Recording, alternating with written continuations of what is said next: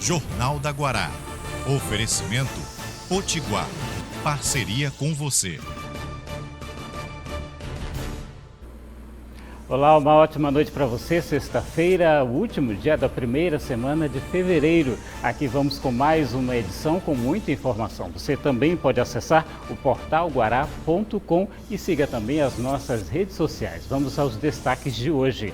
Alerta laranja de chuvas intensas para os próximos dias na região metropolitana de São Luís. Combate ao assédio e importunação sexual durante o carnaval. E baile da felicidade reúne idosos de bairros da região metropolitana de São Luís. Tudo isso e muito mais agora no Jornal da Guará.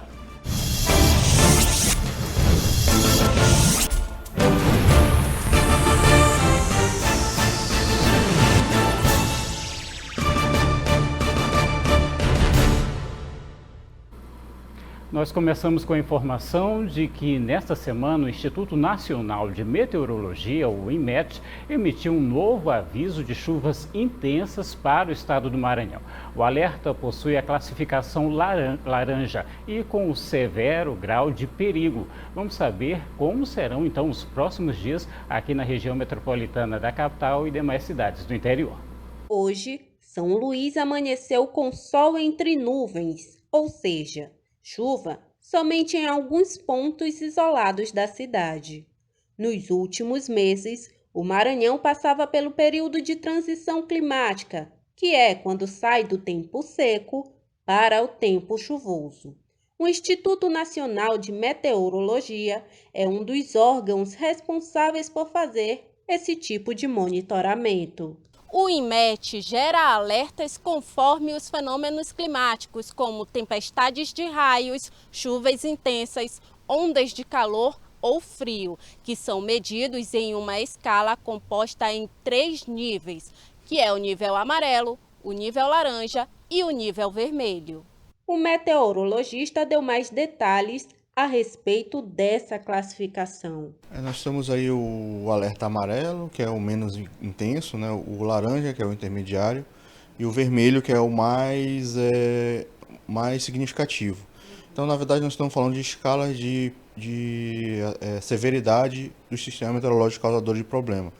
Então, quando está alerta amarelo, então você tem aquela chuva, seria uma chuva fraca, o laranja, uma chuva mais forte com ventos, e o vermelho, aquela chuva forte, com ventos fortes, com raio inclusive. Então, basicamente, é essa divisão que se faz. O Maranhão possui uma grande incidência de alerta laranja. Por isso, cenas como alagamentos foram registradas nos últimos dias em todo o estado. Ele explica que o Serviço de Meteorologia dispõe de um supercomputador que calcula diversos fatores climáticos e é através dos resultados desses cálculos que se é possível chegar a uma previsão, como a do alerta laranja, por exemplo. Então, vários parâmetros meteorológicos, dentre eles parâmetros termodinâmicos, outros dinâmicos. Então, na verdade, quando a gente fala de modelo de previsão de tempo, nós estamos falando de física da atmosfera. Então, física e matemática. Então, não é invenção, nem... muita gente acha que a gente faz adivinhar, mas não é. Trata-se de equações matemáticas, equações físicas, tudo isso rodado num computador, que no caso é um supercomputador, é um computador que tem uma capacidade de processamento muito intenso, muito grande, para fazer previsões desse tipo. Então, trata-se justamente disso, de uma rodada de modelo de previsão, né? Equações matemáticas rodadas no computador, que gera esses alertas aí, no caso, e também em função das informações de superfície, como, por exemplo, as estações meteorológicas fornecem. Temperatura do ar, chuva, tudo isso, essas informações são coletadas, botadas no computador e gera essa previsão. Ele não atribui que o desmatamento influencie na incidência de alerta laranja para o estado. O que realmente influencia por aqui é o fenômeno Laninha. A priori não, né? Porque nós estamos falando aí de coisas que não são... as tempestades, elas não são formadas... né? O que gera as tempestades não são de condições localizadas. Ou seja, um fenômeno que está, inclusive, interferindo no clima do Nordeste é o fenômeno de Laninha. A Laninha acontece lá no Oceano Pacífico. Não tem relação nenhuma com a questão localizada aqui. Essa questão de chuvas localizadas, elas são mais típicas do período transitório, mais do transitório lá do meio do ano. que é do período chuvoso para o período seco. Aí sim, você tem essa questão das chuvas mais localizadas, formada por questões mais locais. Mas a priori não, né? No ponto de vista do contexto do período chuvoso, não. A região sul do Maranhão é uma das que mais recebem o estado de alerta laranja, mas o meteorologista explicou que a duração dos alertas ficam em torno de 24 horas e destaca que os boletins são atualizados ao longo do dia. Na verdade, esses alertas eles estão relacionados à incidência de chuva. Então, dependendo da época do ano, por exemplo, novembro, dezembro, as incidências dos alertas eles tendem a ficar mais lá no sul do estado, por conta que é o período chuvoso do sul do estado. Agora, de dezembro, janeiro, passa a ser mais para o norte, por conta da incidência, né, dos prelúdios do início do período chuvoso do norte do estado. Então, basicamente, esses alertas eles estão relacionados a onde está acontecendo mais chuva. Pois é, o alerta que preocupa porque traz também uma série de consequências, né? Somente aqui na capital são cerca de 70 áreas de risco. E aí, cada vez que chove, a preocupação, claro, sempre aumenta, especialmente nessa população.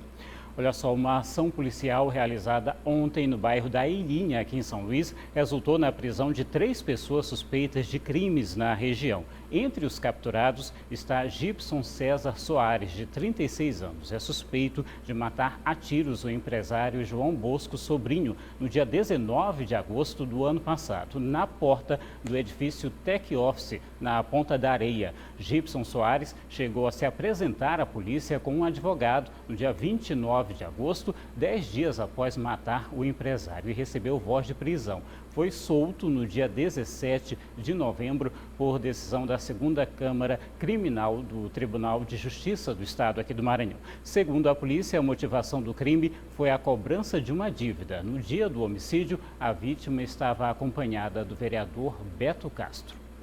E a Polícia Federal realizou hoje mais uma etapa da Operação Lesa Pátria. As informações com Nildo Costa.